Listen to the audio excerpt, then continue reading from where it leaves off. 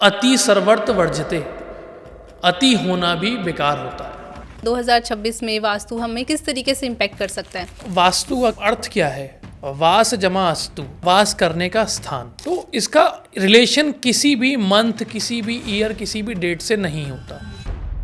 जिनका भी south facing घर होता है उसमें सिर्फ दो चीज़ होती हैं। एक, इंसान बीमार बहुत रहता है। दूसरा, हमेशा उनके पास जो खबरें आती हैं वो लड़ाई झगड़े और अग्रेशन से रिलेटेड आती हैं। ज़ोडिएक साइन के अकॉर्डिंग वास्तु कौन सी डायरेक्शन को सपोर्ट करता है? ज़ोडिएक साइन के हिसाब से अगर हम लोग कैलकुलेट करने लगे तो एक के लिए तो बहुत अच्छा होगा, बट बाकी फैमिली मेंबर्स के लिए बहुत गलत असर होगा उसका।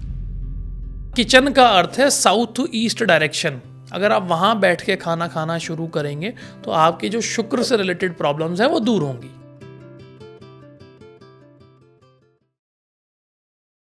Hello and welcome back to the channel. स्वागत है आप सभी का एस्ट्रोलॉजी के इस नए एपिसोड में, जहां हम हर बार कुछ नया सीखते हैं और सिखाने की कोशिश करते हैं। आज उसी सीखने और सिखाने के सिलसिले में हम लेकर आए हैं एक नया टॉपिक, दैट इज़ वास्तु। अब 2026 में वास्तु हमें किस तरीके से इम्पैक्ट कर सकता है, किस तरीके से हमारे जो बिल्डिंग्स हैं, हाउसेज हैं, उनको हम किस तरीके से मॉडिफाई कर सकते हैं वास्तु के अकॉर्डिंग। आज इन्हीं सब क्वेश्चंस के ऊपर हम बात करेंगे और जानेंगे कि जो लोग 2026 में अपना नया घर खरीदना चाहते हैं या नए फ्लैट में शिफ्ट होना चाहते हैं, वो लोग वास्तु के अकॉर्डिंग अपने उस घर को कैसे देख सकते हैं। आज इन्हीं सब क्वेश्चंस के ऊपर बात करने के लिए हमारे साथ हैं आचार्य नवीन चतुर्वेदी जी। तो चलिए स्वागत करते हैं सर का, और सर से ही जानते हैं कि 2026 में हम वास्तु ट्रेंड्स को कैसे समझ सकते हैं। नमस्कार सर। जय सिया राम। स्वागत है आपका आज के इस नए एपिसोड में। Thank you so much. तो सर, जैसे कि मैंने ऑडियंस को बताया कि हम 2026 के नए वास्तु ट्रेंड्स पर बात करने वाले हैं कि 2026 में वास्तु हमें कैसे किस तरीके से इम्पैक्ट कर सकता है, क्योंकि जैसे जैसे ज़माना बदल रहा है वैसे वैसे रियल स्टेट में भी बहुत सारे हमें चेंजेस देखने को मिलते हैं, क्योंकि हाई राइज बिल्डिंग्स बन रही हैं आजकल, और वैसे भी ना जो नए बिल्डर्स आते हैं वो नए नए डिज़ाइंस लेकर आते हैं अपने, तो ना उस चक्कर में लोगों को ना वास्तु समझने में बहुत मतलब एक डिफ़िकल्टी फेस करनी पड़ती है कि कैसे हम उनको मतलब उस तरीके से वास्तु को हम देख सकते हैं। तो सर, अभी रियल स्टेट में जो भी चेंजेस आते हैं वो वास्तु को किस तरीके से इम्पैक्ट कर सकते हैं, मतलब 2026 में हम इन सब चीज़ों के ऊपर बात करने वाले हैं। देखिए मैम, पहले तो मैं एक चीज़ बेसिक क्लियर करूं कि वास्तु का किसी भी ईयर से कोई रिलेशन नहीं है। बिल्कुल सर। ठीक है, वास्तु एक परमानेंट विद्या है जहां हम रहते हैं, उसकी एनर्जी को बैलेंस रखने का और उसे और प्रभावित और बढ़ाने का। देखिए, हम वास्तु का अर्थ क्या है? वास जमा अस्तु, जो वहाँ पर वास करता है या वास करने का स्थान। ठीक है, तो इसका रिलेशन किसी भी मंथ, किसी भी ईयर, किसी भी डेट से नहीं होता। ये एक मैप बनता है हमारा। ठीक है, उसके हिसाब से हमें हमारे पूर्वजों ने एक गाइडलाइन दी हुई है कि इस तरीके से वास्तु काम करता है। ठीक है, तो हम आज उस तरीके से समझेंगे कि वास्तु हमें कैसे अप्लाई करना चाहिए। ठीक है, क्या करेक्शंस होती हैं और जो बिल्डर रियल स्टेट वाले हैं वो क्या मिस्टेक करते हैं। ठीक है सर। अगर हम बात करें, आजकल ट्रेंड में बहुत ज़्यादा है नॉर्थ ईस्ट का वॉशरूम। ठीक है, जो कि सच में नॉर्थ ईस्ट में कभी वॉशरूम नहीं होना चाहिए। ओके। इसका लॉजिक ये है कि वहाँ पर वास्तु पुरुष का हेड होता है। बिल्कुल सर। ठीक है, तो जब हेड के ऊपर अगर ऐसी चीज़ें होती हैं तो हमारे घर की जितनी भी पॉजिटिव ऑरा है। और दूसरा, नॉर्थ ईस्ट में जो अगर देवताओं की बात करें तो यहाँ देवताओं में शिखी है। शिखी एक पॉजिटिव एनर्जी है, एक स्पिरिचुअल एनर्जी है। अगर ऐसी जगह पे वॉशरूम होगा तो ऑब्वियस सी बात है वहाँ पे जो हमारी पॉजिटिव एनर्जी है और हमारे घर में इसी डायरेक्शन से जो है प्रकृति की ऊर्जा प्रवाहित होती है, या यूं कह लीजिए एनर्जी यहीं से जनरेट होकर हमारे पूरे घर में फ्लो करती है। तो स्टार्टिंग में ही अगर ऐसा कुछ उस एरिया पे वॉशरूम होगा तो हमारे पूरे घर की जो वाइब्रेशन है, एनर्जी है, वो सारी नेगेटिव हो जाएगी। तो इसीलिए जो आजकल ट्रेंड में बहुत ज़्यादा है नॉर्थ ईस्ट का वॉशरूम है। ठीक है, बाथरूम हो सकता है यहाँ पे क्योंकि ये जल का स्थान है। नहाने का एरिया हो सकता है क्योंकि ये सूर्य उदय से पहले का टाइम है। ठीक है, तो बाथिंग एरिया हो सकता है, बट टॉयलेट नहीं होना चाहिए यहाँ पे। ओके। तो सर, जैसे अभी आजकल जो भी मॉडर्न हाउसेज हैं, या क्योंकि उनमें ना जगह की बहुत कमी रहती है, बिल्कुल फ्लैट टाइप होते हैं, उनमें छोटी छोटी जगह होती है। तो सर, ऐसे में लोग है ना कौन सी ऐसी वास्तु मतलब टिप्स को अपनाकर उनके अपने घर को एक अलाइन कर सकते हैं, क्योंकि कॉम्पैक्ट स्पेस में ना वास्तु को मेंटेन करना थोड़ा सा मुश्किल हो जाता है। तो उस केस में फिर लोग क्या कर सकते हैं? देखिए, पहली बात तो वास्तु की अगर हम बात करें तो वास्तु में हर चीज का एक स्पेसिफिक डायरेक्शन है, जिसमें नॉर्थ ईस्ट टॉयलेट की कोई रेमेडी नहीं है। ठीक है, वेस्ट साइड पे अगर वेस्ट और नॉर्थ वेस्ट के बीच में अगर किचन है तो उसकी कोई रेमेडी नहीं है। और अगर प्रॉपर हम बात करें साउथ वेस्ट कॉर्नर की, अगर एग्जैक्ट वहाँ पे वॉशरूम है तो इसकी भी कोई रेमेडी नहीं है। ठीक है, तो पहली चीज़, कोई भी घर अगर हम लेने जा रहे हैं तो ऐसे में कोशिश करें ये 3 मेजर मिस्टेक्स ना हो। अच्छा, ठीक है, तो उसे अवॉइड करके बाकी हर चीज़ की रेमेडी हो सकती है। ओके। ठीक है, दूसरा, साउथ फेसिंग घर ये भी एक अच्छा नहीं माना जाता। साउथ क्या है? मंगल की दिशा है, यमराज की दिशा है। तो ऐसे में क्या होगा, जातक के पास मैक्सिमम जो है, और प्रैक्टिकली मैं आपको बताऊं, मैंने ऐसा देखा है जब मैं विजिट पे जाता हूँ वास्तु वगैरह की, तो मैंने देखा है जिनका भी साउथ फेसिंग घर होता है उसमें सिर्फ 2 चीज़ होती हैं। एक, इंसान बीमार बहुत रहता है उस घर का। दूसरा, हमेशा उनके पास जो खबरें आती हैं वो लड़ाई झगड़े और अग्रेशन से रिलेटेड आती हैं। अच्छा, ठीक है, तो ये चीज़ें भी प्रैक्टिकल है। ये चीज़ें भी देखिए, मंगल क्या है? एनर्जेटिक प्लैनेट है। ठीक है, यमराज क्या है? मृत्यु के देवता। ठीक है, तो इन दोनों को अगर हम कंबाइन करेंगे तो हमारे पास हल यही निकलेगा कि या तो उस चीज़ में मृत्यु तुल्य कष्ट होंगे, और ये सारी चीज़ें होती हैं हेड ऑफ द फैमिली के। अच्छा, जो घर का मुखिया है उसके ऊपर ये सारी चीज़ें अप्लाई होती हैं और दिखती हैं। ठीक है, साउथ से अगर साउथ फेसिंग घर है तो ऐसे में क्या होगा, जो अगर बाय चांस मान लीजिए घर का जो हेड मेंबर है वो जॉब करता होगा तो जॉब में बहुत परेशानियां होती होंगी। सेकंड थिंग, उसका फाइनेंशियल बहुत ज़्यादा इशू होगा। अच्छा, तो ये प्रॉब्लम्स हमें देखने को मिलती है। तो इन 3-4 चीज़ों की रेमेडी नहीं है, बाकी हर चीज़ की हम कुछ ना कुछ रेमेडी कर सकते हैं। ओके। हाँ जी। सर, 2026 में जो भी लोग अपना नया घर खरीदने की सोच रहे हैं या नए फ्लैट में शिफ्ट होने की सोच रहे हैं, तो ऐसे कोई वास्तु के 5 पॉइंट्स आप उन्हें सजेस्ट करना चाहें जिनको वो देखकर अपने नए घर को मतलब वास्तु के अकॉर्डिंग एक मतलब देख सकें थोड़ा? देखिए, अभी जैसा मैंने बताया, नॉर्थ ईस्ट का टॉयलेट नहीं होना चाहिए, साउथ ईस्ट में मास्टर बेडरूम नहीं होना चाहिए। ओके। ठीक है, वेस्ट और नॉर्थ वेस्ट का सेंटर किचन नहीं होना चाहिए। ठीक है, और प्रॉपर साउथ वेस्ट का टॉयलेट नहीं होना चाहिए। ओके। ठीक है, और नॉर्थ साइड पे कोई भी फायरी एलिमेंट जैसी चीज़ नहीं होनी चाहिए। इवन हम ये कह सकते हैं कि किचन भी नहीं होना चाहिए नॉर्थ में, वो हमारे फाइनेंशियल इश्यूज को और बढ़ाता है। तो ये 5 पॉइंट्स हैं। अगर मैं कहूँगा कोई भी अगर लेने जा रहा है या रेंटेड भी लेने जा रहा है तो भी इन 5 चीज़ों का ज़रूर ध्यान रखें। और इसका कोई बहुत ज़्यादा बड़ा फंडा नहीं है। आप अपना फ़ोन हर कोई यूज़ करता है, उसमें अपना कंपास खोलें, ठीक है, नॉर्थ डायरेक्शन में आप उसे प्लेस करें और आपको सारी चीज़ ऑटोमेटिक पता चल जाएंगी। ठीक है, नॉर्थ और ईस्ट के बीच का जो सेंटर होगा वो 45 डिग्री पे, तो वो ऑटोमेटिक नॉर्थ ईस्ट डायरेक्शन बन जाएगी। 90 डिग्री पे आपकी ईस्ट डायरेक्शन बन जाएगी, 180 पे साउथ बन जाएगी। ठीक है, तो आप ऐसे ही कैलकुलेट कर सकते हैं चीज़ों को। ओके, तो ये बेसिक ओवरव्यू आपने दे दिया। हाँ, कि अगर आप कहीं भी जा रहे हैं, इवनली आप फॉर अपने बिजनेस के लिए कोई शॉप लेने जा रहे हैं तो आप ये चीज़ें देख सकते हैं। देखिए, आजकल क्या कमर्शियल चीज़ों पे ना इंसान जो है वॉशरूम ज़रूर देखता है कमर्शियल में, तो वॉशरूम का ज़रूर ध्यान रखें उस डायरेक्शन में।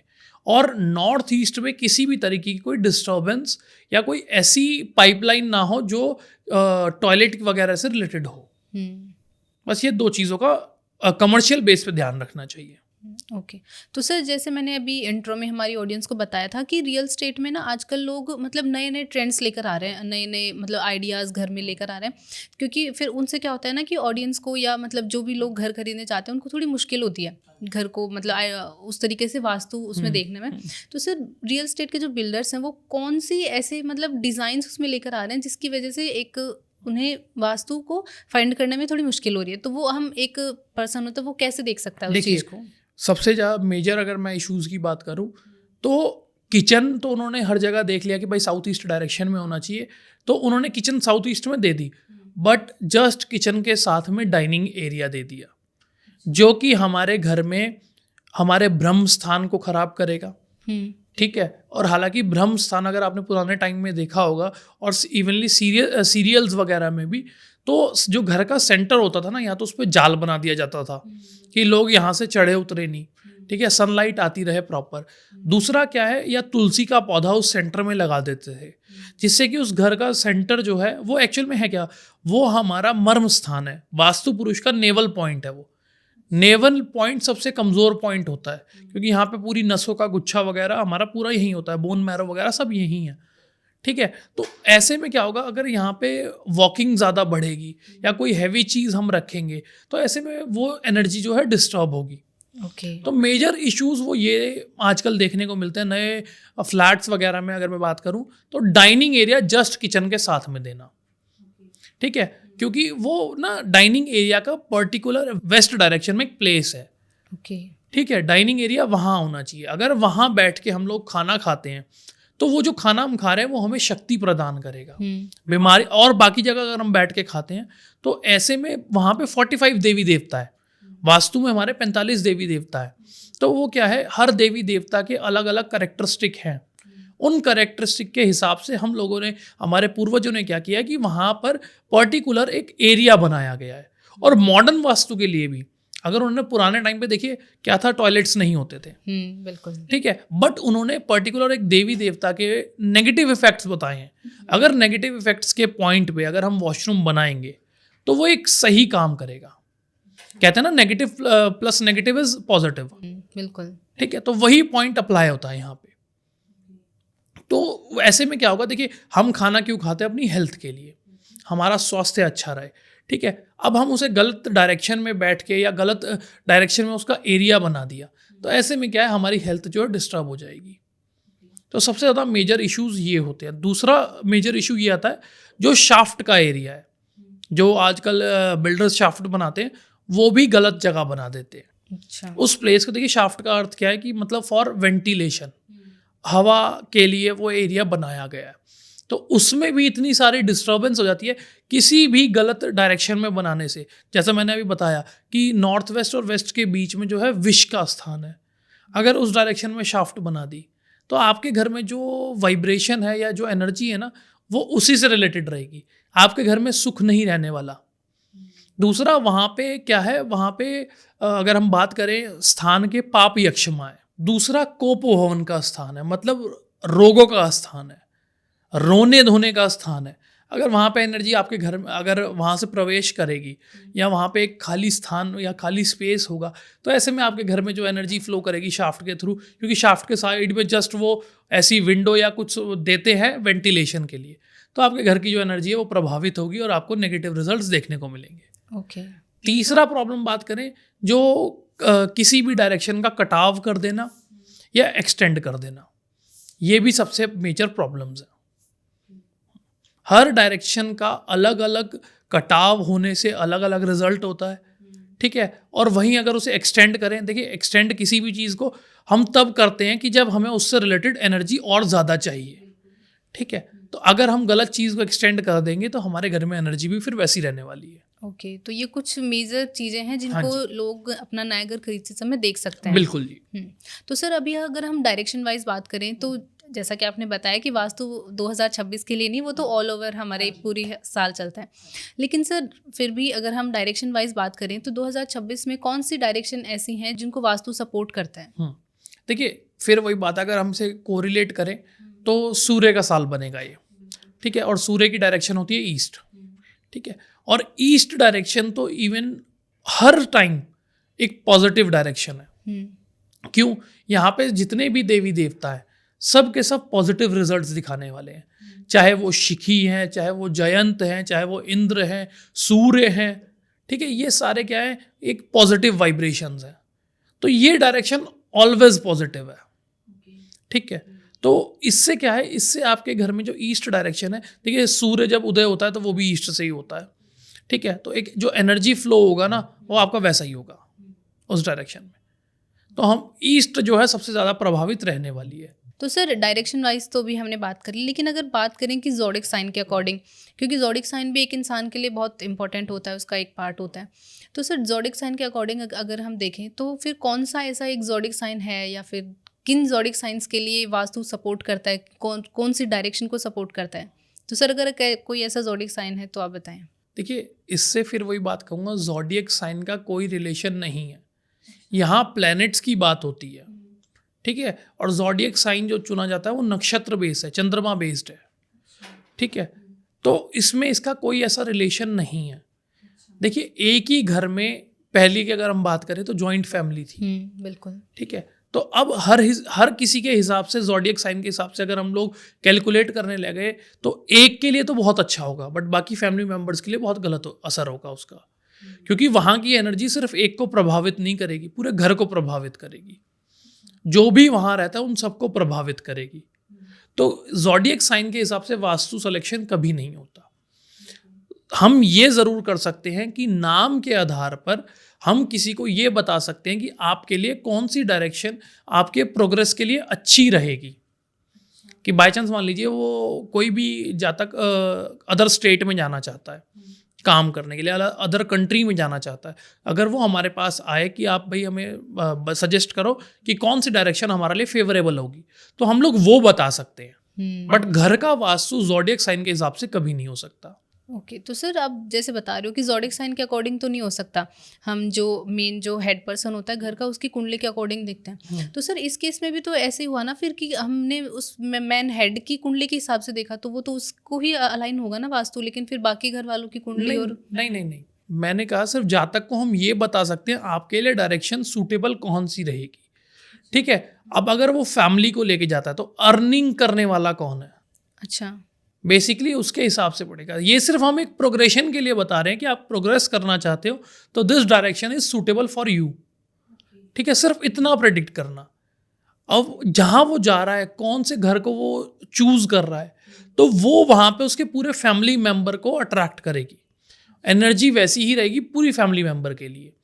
वास्तु कभी भी किसी पर्टिकुलर इंसान के लिए काम नहीं करता, वो पूरी फैमिली के लिए काम करता है। सर जैसे अभी लोग अपना नया घर खरीदते हैं, तो आजकल के लोगों को जैसे वास्तु की ज़्यादा नॉलेज है नहीं, तो सर उस केस में लोग है ना अपना नया घर खरीदते समय से कौन से कॉमन मिस्टेक्स करते हैं जो पहले आम नहीं थी लेकिन आजकल बहुत ज़्यादा कॉमन लोगों में देखने को मिलती है? देखिए, आजकल ना क्या है, बिल्डर लोगों ने अट्रैक्ट करने के लिए बहुत सुंदर सुंदर घर बना रखे हैं। बिल्कुल सही। ठीक है, तो जब वो जाते हैं ना तो वो इतने अट्रैक्ट हो जाते हैं कि वो डायरेक्शंस पे ध्यान नहीं देते। ठीक है, कोई भी जाता है तो वेस्ट डायरेक्शन का कोई घर चूज कर लेता है। चलो वेस्ट फिर भी ठीक है, फॉर साउथ के मुकाबले वेस्ट फिर भी ठीक है, मैं यही सजेस्ट करूंगा। बट फिर साउथ डायरेक्शन का ध्यान ना रखना, ठीक है, साउथ वेस्ट से एंट्री हो जाती है कई बार, उसका ध्यान ना रखना। ठीक है, तो ये मेजर प्रॉब्लम्स हैं जो वो अट्रैक्शन के चक्कर में छोड़ देते हैं। ओके, ठीक है, मैं आपको एक किस्सा बताता हूँ। हुआ क्या, मेरे नॉन में ही किसी ने एक नया फ्लैट लिया, ठीक है, और उसका जो मेन अगर मैं एयर की बात करूँ या एंट्री की बात करूँ तो उसकी थी साउथ वेस्ट में। अच्छा, हुआ क्या, जैसे ही वो उस घर में प्रवेश किए, विद इन 1 ईयर, पूरा भी 1 ईयर नहीं निकला होगा, और उनके घर में जो हेड ऑफ फैमिली थे वो एक्सपायर हो गए। तो वास्तु चीज़ों को यहाँ तक रिलेट करता है। अगर आपने गलत डायरेक्शन का घर लिया या बिना सोचे समझे, देखिए जो नहीं मानता तो वो तो सोचता है कि चल भाई ऐसा ही हो रहा होगा, बट जो इन चीज़ों को मानता है वो प्रैक्टिकली इससे कनेक्ट करेगा। तो उस डायरेक्शन, फिर बहुत सी डायरेक्शन ऐसी है। फिर वहीं अगर साउथ फेसिंग है, जैसे मैंने बताया मंगल की दिशा है, दूसरा यहाँ पे यमराज है, देवताओं मृत्यु के राजा यमराज है, तो फिर क्या होगा, वैसी ही वाइब्रेशन हमारे साथ रहेगी, वैसे ही हादसे हमें देखने को मिलेंगे। तो ये कॉमन 2 मिस्टेक्स, मतलब अट्रैक्शन के चक्कर में डायरेक्शन का ध्यान नहीं रखते, ये सबसे ज़्यादा मेजर इशू होता है। तो सर जैसे आजकल हाई राइज बिल्डिंग्स बन रही हैं, फ्लैट्स बन रहे हैं, तो इनमें कौन से ऐसी कॉमन मिस्टेक्स हमें देखने को मिल सकती हैं? देखिए, इसमें क्या है, बहुत सी जगह क्या है, ये डायरेक्शंस का कटाव कर देना। ठीक है, अगर हम बात करें तो 3 साइड ओपन आजकल फ्लैट्स बहुत कॉमन है कि हर रूम से एक बालकनी मिलती है। ठीक है, तो वहीं पे जो बीच के कुछ पॉइंट्स हैं वहाँ पे कटाव हो गया। ठीक है, दूसरा क्या है, वहीं और जो बाकी पॉइंट्स, अगर जैसे बालकनी की मैंने कहा, तो वो पॉइंट एक्सटेंड हो गए। ठीक है, अगर वही फिर बात वही आएगी, अगर नेगेटिव पॉइंट एक्सटेंड हो गया तो हमारे घर में नेगेटिव चीज़ें देखने को मिलेंगी। ठीक है, सेकंड थिंग, अगर पॉजिटिव चीज़ बढ़ रही है तो कई बार अति सर्वर्त वर्जते, अति होना भी बेकार होता है। बिल्कुल, जितना ज़रूरी है, और जो एनर्जी फ्लो है ना वो डिसबैलेंस हो जाता है। किसी भी कटाव को या बढ़ावा देने से हमारे घर का जो एनर्जी फ्लो है वो डिस्टर्ब हो जाता है। तो मेजर प्रॉब्लम्स आजकल बड़े बड़े हाई राइज बिल्डिंग में ये देखने को मिलती है। तो सर अगर हम एक ओवरऑल घर की बात करें या फ्लैट की बात करें तो एक ऐसी पर्टिकुलर कौन सी डायरेक्शन होती है, कौन सी प्लेसमेंट होती है जिसमें कि किचन हमें प्रॉब्लम कर सकता है, जिसकी वजह से हमें हेल्थ वेल्थ या जो भी हमें इश्यूज फेस करने को मिल सकते हैं? मैं आपको इसमें दोनों चीज़ बता देता हूँ, किस डायरेक्शन में किचन अच्छा रहेगा और किन डायरेक्शन में किचन खराब रहेगा। किचन के लिए सबसे अच्छा मतलब अगर स्थान की बात करें तो वो है साउथ ईस्ट कॉर्नर। क्यों? यहाँ पे अग्नि का स्थान है।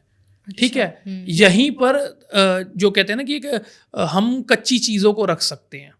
ठीक है, किचन में उपयोग होने वाली चीज़ों को, जैसे अगर मैं बात करूँ पर्टिकुलर घी निकालने का जो प्रोसेस है वो इस एरिया में पर्टिकुलर गिवन है।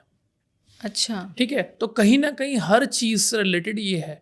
और अग्नि के स्थान होने से देखिए खाना पकाने में सबसे ज़रूरी है अग्नि। ठीक है, तो उस हिसाब से सबसे बेस्ट डायरेक्शन है साउथ ईस्ट कॉर्नर। ठीक है, दूसरी अगर मैं बात करूं कि कहाँ पे ये सही रिजल्ट नहीं देता, एक तो नॉर्थ ईस्ट डायरेक्शन में किचन अच्छे रिजल्ट नहीं देता। ऐसे में क्या होगा, जातक के घर में जो भी खाना बनेगा मैक्सिमम बचने के चांसेस ज़्यादा होंगे। अच्छा, वेस्टेज ज़्यादा होगी। और जैसे देखिए क्या है, एक छोटा सा हम इससे कोरिलेट करते हैं, ये नॉर्थ ईस्ट जो है जुपिटर का स्थान है। ठीक है, शिखी का स्थान है, तो कहीं ना कहीं एक पॉजिटिव एनर्जी का स्थान है ये। ठीक है, तो ऐसे में क्या होगा, खाना जितना हम चाहेंगे उससे ज़्यादा बनेगा। अच्छा, ठीक है, जिसके घर में गेस्ट आते रहते हैं उनके लिए तो ठीक है, बट जिनके घर में गेस्ट नहीं है तो वेस्टेज बहुत ज़्यादा होगी। ठीक है, हम ऐसा कहेंगे कि ऐसे में ये कह सकते हैं कि इस एरिया में प्रसाद बनता है। ठीक है, जो हमेशा बढ़ के बनता है और बचता है। तो ऐसे ही खाना देखिए, कभी कभार किसी फंक्शन में अगर यूज़ हो रहा है खाना बच जाता है, कोई बात नहीं, बट डेली रेगुलर लाइफ में वहाँ का खाना जो है बचेगा। ठीक है, सेकंड हम बात करते हैं, अगर ये नॉर्थ वेस्ट और वेस्ट के डायरेक्शन में जाता है या प्रॉपर वेस्ट में भी जाता है, वेस्ट जल का स्थान है, जल के स्थान पे अगर अग्नि आएगी तो वो प्रॉब्लम क्रिएट करेगी।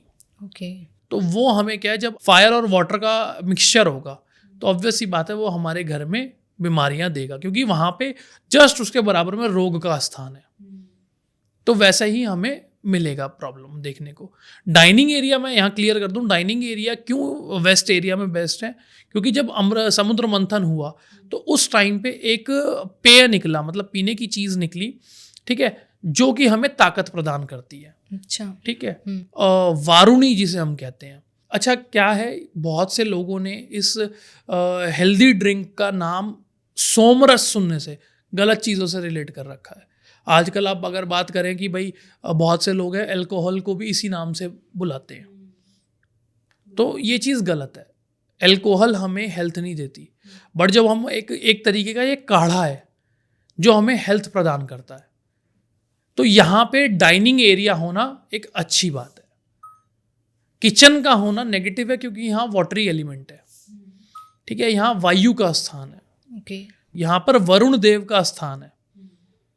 ठीक है, तो वो क्या है, वो अगर पानी के स्थान पे अगर फायर आएगा तो प्रॉब्लम ऑटोमेटिक क्रिएट होंगी। तो ये दो डायरेक्शंस जो हैं अच्छी नहीं मानी गई किचन के लिए। तो सर जैसे अभी आप बता रहे थे कि किचन की डायरेक्शन तो मैटर करती है, लेकिन आपने काम की भी बताई कि कोई काम अगर हम किचन में कर रहे हैं तो उसकी भी पर्टिकुलर एक डायरेक्शन होती है। तो सर वो चीज़ें भी इम्पेक्ट करती हैं, जैसे अभी आपने घी निकालने का जो प्रोसेस था उसके बारे में बताया। तो सर ऐसे जो भी हम कोई काम करते हैं किचन में, तो सर वो किस तरीके से इम्पेक्ट करते हैं? देखिए, वो इम्पैक्ट करेंगी, ऑब्वियस करेंगी। देखिए, हर चीज़ के लिए ना किचन है, अब किचन में बहुत सी चीज़ें इस्तेमाल होती है। पहले क्या है, पहले घर में ही लोग घी वगैरह बनाते थे। ठीक है, तो पर्टिकुलर एरिया ईस्ट और साउथ ईस्ट के बीच में दधि मथनम का स्थान है, दही मथना जिसे कहते हैं। ठीक है, और फिर जो उससे प्राप्त चीज़ हुई है उसको रखने के लिए साउथ और साउथ ईस्ट के बीच का डायरेक्शन है कि हम उसे वहाँ पे स्टोर करके रख सकते हैं अच्छे से। ठीक है, तो एक पॉइंट तो ये हो गया। अब क्या है, हम मॉडर्न स्टाइल से अगर जोड़ें तो हम घर में मिक्सर वगैरह यूज़ करते हैं जो बार बार चलायमान चीज़ है, तो हम उस डायरेक्शन में, किचन से ही रिलेटेड चीज़ें हैं ये, तो हम इस एरिया पे जब काम करेंगे तो ऑब्वियस सी बात है हमारे खाने में जो पोषण मिलना चाहिए वो मिलेगा। ओके, तो इसलिए पर्टिकुलर ये सारा, और हम लोग रेमेडी भी देते हैं कई बार, जिसके अगर मान लीजिए फॉर चांस शुक्र जिसका थोड़ा सा वीक होता है कुंडली में, तो हम उन्हें ये कहते हैं कि आप किचन एरिया के साथ, मतलब किचन में बैठ के, लोग क्या करते हैं किचन तो गलत डायरेक्शन में है, फिर वो वहीं बैठ के खाना स्टार्ट करते हैं जो कि उन्हें नेगेटिव रिजल्ट देते हैं। यहाँ किचन का अर्थ है साउथ ईस्ट डायरेक्शन। अगर आप वहाँ बैठ के खाना खाना शुरू करेंगे तो आपके जो शुक्र से रिलेटेड प्रॉब्लम्स हैं वो दूर होंगी। किचन की बात तो सर अब हमने कर ली, अब हम आते हैं हमारे नेक्स्ट टॉपिक पर, दैट इज़ बेडरूम। कि सर बेडरूम का वास्तु हमें किस तरीके से इफेक्ट करता है और किस तरीके से हमारे जो रिश्ते हैं वो ख़राब होते हैं एक सिर्फ बेडरूम के वास्तु ख़राब होने से? देखिए, बेडरूम के लिए जो फेवरेबल दिशा है, मास्टर बेडरूम की बात कर रहे हैं हम यहाँ पे, ठीक है, वो है साउथ और साउथ वेस्ट का बीच का सेंटर। ठीक है, क्यों मास्टर बेडरूम? इसलिए जो घर के हेड होते हैं, मान लीजिए हमारे ग्रैंड पेरेंट्स हो गए, उनको ये डायरेक्शन देना चाहिए, क्योंकि वो अपनी ज़िंदगी में इतना सब कुछ सीख चुके हैं, क्योंकि ये राहु का स्थान है, वो अपनी उस एक्सपीरियंस से हर चीज़ को हैंडल कर सकते हैं। अच्छा, ठीक है, वहीं अगर हम वो एरिया न्यूली वेड्स को दे देंगे तो वो राहु के स्थान होने से, मंगल का स्थान होने से क्या होगा कि पार्टनर के जो आपस में रिलेशन है उन्हें खराब करेगा। ठीक है, उनके दिल में, उनके दिमाग में भ्रम पैदा करेगा। ठीक है, तो एक तो ये डायरेक्शन जो है न्यूली वेड्स के लिए भी खराब है, मास्टर बेडरूम के लिए अच्छी जगह है। ठीक है, सेकंड है वीनस के स्थान पे, शुक्र के स्थान में, जो कि साउथ ईस्ट का डायरेक्शन है। ठीक है, ईस्ट टू साउथ अगर हम एक बॉक्स बनाएं तो जो साउथ ईस्ट वाला पोर्शन आएगा, इस डायरेक्शन का बेडरूम अच्छा नहीं है, क्योंकि यहाँ क्या है, अग्नि है, ये अग्नि का स्थान है, ये हमें रिलेशन में जलाने का काम करेगा। तो ये दो एरिया जो हैं डायरेक्शन खराब है। और नॉर्थ ईस्ट में, नॉर्थ ईस्ट देखिए, नॉर्थ ईस्ट डायरेक्शन जो है ये बहुत ज़्यादा स्पिरिचुअल है। ठीक है, यहाँ पे बेडरूम नहीं होना चाहिए। तो ये तीन डायरेक्शन जो हैं वो थोड़ी खराब मानी गई हैं कि यहाँ पे बेडरूम नहीं होना चाहिए। न्यूली वेड्स के लिए बेडरूम अगर एरिया, अगर कोई न्यूली वेड है और वो नया घर लेना चाहता है या चाहती है, तो उसके लिए बेस्ट डायरेक्शन जो है वो नॉर्थ टू वेस्ट, अगर हम एक स्क्वायर बनाए तो वो एरिया है। नॉर्थ वेस्ट वाला जो पार्ट है पूरा, वो उनके लिए बहुत अच्छा है। अच्छा, क्योंकि वो हमें फैमिली बढ़ाने में हेल्प करेगा, क्योंकि यहाँ पे जो गर्भ में पलने वाला बच्चा है उसके भी देवता जो रक्षक होते हैं वो भी यहाँ प्लेस्ड है। ठीक है, और अगर हम समुद्र मंथन की बात करें तो जो 14 रत्न निकले उसमें जो अप्सरा निकली रंभा, वो भी यहीं प्लेस्ड है। तो कहीं ना कहीं ये हमें उस तरीके से जोड़ता है। ओके। तो सर वास्तु में जैसे हमारे ये बेडरूम वगैरह की तो हमने बात कर ली, लेकिन जो हमारे टेरेस होता है या जो सीढ़ियाँ हम यूज़ करते हैं या लिफ्ट वगैरह या पार्किंग, तो सर ये हमारी वास्तु एनर्जीज को कैसे डिस्टर्ब करती है, या इन पे भी हमारे वास्तु का कोई इफेक्ट पड़ता है? मैम, बहुत ज़्यादा फ़र्क पड़ता है इन चीज़ों से भी। देखिए, स्टेयर्स क्या है, हैवी चीज़ है। ठीक है, और हैवी चीज़ के लिए एक पर्टिकुलर डायरेक्शन है जहाँ पे राहु है। ठीक है, राहु सबसे हल्के प्लैनेट है, क्योंकि उनके पास धड़ नहीं है, सिर्फ सर है, उनका भी अर्थ से कोई अटैचमेंट नहीं है। तो वो पूरा एक स्पेस जो ऐसा है कि जो पूरा हल्का है, तो यहाँ पे हैवी चीज़ डालना इज़ गुड। दूसरा क्या है, यहाँ पे लिफ्ट की अगर बात करें तो लिफ्ट क्या है, बार बार चलने वाली चीज़ है। तो कोई भी ऐसी मशीनरी जिसका यूज़ बार बार है वो हम यहाँ पे रख सकते हैं। एक तो वो हैवी है, दूसरा बार बार चलायमान है, तो उनके लिए ये प्लेस अच्छी है। ठीक है, बाकी जगह अब हम किसी को भी, मतलब बाकी हम किसी भी एरिया में हैवी चीज़ डालते हैं या मशीनरी कोई डालते हैं तो मैम उसके साइड इफेक्ट हैं। अच्छा, ठीक है, तो वो पूरा जो लेआउट है वो डिसबैलेंस हो गया। मान लीजिए यहाँ स्टेयर्स है तो ये नीचे चला जाएगा, ऑपोजिट वाला पार्ट ऊपर हो जाएगा। तो ये चीज़ ही बैलेंस करने की है। वास्तु क्या है, बैलेंसिंग गेम है। ठीक है, ये सारा गेम जो है बैलेंस से चलता है। ओके। कहीं भी अगर हमारी वाइब्रेशन एनर्जी डिस्टर्ब हुई, जो पूरा ग्राफ है ऊपर नीचे हो जाएगा। तो इसीलिए हर चीज़ का वास्तु में भी एक पर्टिकुलर पॉइंट है। तो सर घर का वास्तु तो हमने देख लिया, समझ लिया, लेकिन क्या जो हमारे आसपास की जो जगह होती हैं, जैसे हमारे घर के आसपास कोई हॉस्पिटल है, कोई मंदिर है, कोई बैंकेट हॉल है, तो इन सब का वास्तु भी या इन सब की एनर्जीज भी हमारे घर को इफेक्ट करती हैं? बिल्कुल मैम, वास्तु एनर्जी गेम ही है।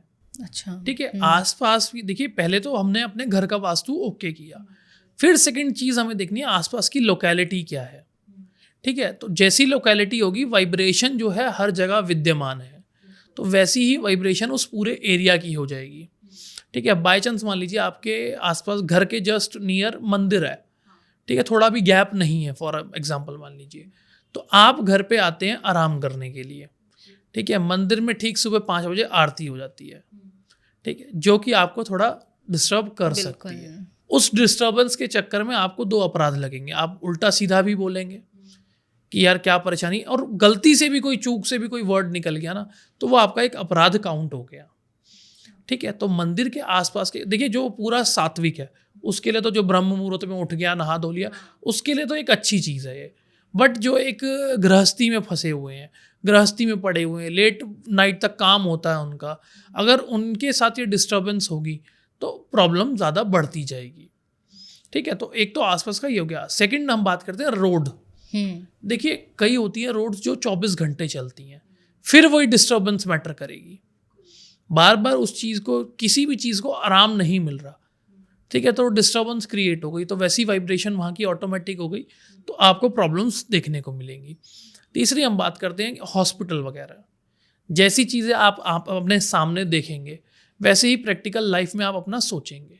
हॉस्पिटल होगा, हॉस्पिटल में देखिए मरीज आते हैं, तो जीवन मृत्यु दोनों चीज़ वहाँ देखने को मिलती है हम लोगों को। तो ऐसे में क्या है, 24 घंटे हमारे दिमाग में वही चीज़ चलती रहेगी, जैसा हम देखेंगे वैसा हम सोचेंगे। तो ये चीज़ें हैं। आसपास हमें क्या देखना चाहिए, एक शांत माहौल होना चाहिए जहाँ हम रात में जाएं और आराम से अपना सुकून का समय निकाल सकें। हमने घर का वास्तु तो ठीक कर लिया, पूरा सब चीज़ बेटर है, बट अगर डिस्टर्बेंस होगी तो हमारे लिए प्रॉब्लम बढ़ती जाएगी। तो इसलिए इन चीज़ों का भी ध्यान रखना चाहिए कि हमारे आसपास क्या क्या चीज़ें हैं। तो सर, आज हमने वास्तु के बारे में इतनी सारी चीज़ें जानी कि वास्तु परफेक्ट एक होम हम कैसे देख सकते हैं, है ना। लेकिन अब बात आती है कि उन लोगों के लिए कि जैसे मान लो किसी को घर पसंद आ रहा है, हाँ जी। लेकिन वो वास्तु के अकॉर्डिंग नहीं है, तो सर उस केस में कोई रेमेडीज हो सकती हैं जिससे कि वो अपने उस घर, पसंदीदा घर को वो ले सकें, ताकि फिर उन्हें वास्तु में कोई प्रॉब्लम ना आए। देखिए मैम, 3 मेजर चीज़ें हैं। अगर वो 3 मेजर चीज़ जैसे मैंने पहले बताई हैं इस पॉडकास्ट में, अभी स्टार्टिंग में बताई हैं, कि अगर वो इश्यूज़ हैं तो उनकी कोई रेमेडी नहीं है। अच्छा, ठीक है। सेकंड थिंग, हर पर्टिकुलर एरिया की हर अलग अलग रेमेडीज़ हैं, तो ऐसे रेमेडी प्रोवाइड करना बहुत टफ होगा। ठीक है, बस हम बेसिक एक रेमेडी ये दे सकते हैं। अगर बाई चांस आप घर आपने ले लिया, ठीक है, तो आप चाहते हो उसमें थोड़ी सी चीज़ें ठीक रहे, तो आप थोड़ा सा ये कर सकते हैं, जो आपकी एंट्री है उसे फ्रेगनेंट रखे, नीट एंड क्लीन रखे। आपके जो घर का सेंटर है उस पॉइंट को जो है हल्का रखे, उस पर वॉकिंग ना हो, ऐसी कुछ चीज़ें वहाँ पे अप्लाई करें कि उस एरिया में वॉकिंग डिस्टेंस मतलब वॉकिंग ना हो, तो ज़्यादा बेटर है। ये तो मैं ये 2 मेजर टिप्स दूंगा कि जिसे आप अपनाएं और आप घर खरीद लें। पहले पर अगर खरीदने जा रहे हैं तो एक वास्तु कंसल्टेंट से कंसल्ट करें, उसके बाद ही घर ओन करें या रेंट करें, दोनों चीज़ें। ओके, तो सर आज हमारी ऑडियंस को इस एपिसोड से बहुत ज़्यादा फ़ायदा होने वाला है, क्योंकि आपने उन्हें वास्तु के ऐसे ऐसे टिप्स और रेमेडीज शेयर करी हैं जिनसे कि अगर कोई फर्स्ट बायर भी है तो वो अपना घर इजीली वास्तु के अकॉर्डिंग देख के वो खरीद सकता है। बिल्कुल। जो भी हमारे इस पॉडकास्ट को आज देख रहे थे, आई होप उनकी काफ़ी क्वेश्चंस के आंसर उनको मिल गए होंगे, जो भी फर्स्ट बायर्स थे या जो फर्स्ट टाइम कोई अपना घर खरीदना चाह रहे थे। अगर किसी को लगता है कि उनके क्वेश्चन इस पॉडकास्ट में कवर नहीं हो पाए तो आप हमें इस पॉडकास्ट के कॉमेंट सेक्शन में कॉमेंट भी कर सकते हैं, और इंस्टाग्राम पे सर से पर्सनल कंसल्टेशन के लिए आप हमें इंस्टाग्राम पे DM भी कर सकते हैं। Thank you sir, thank you for coming. जय सिया राम।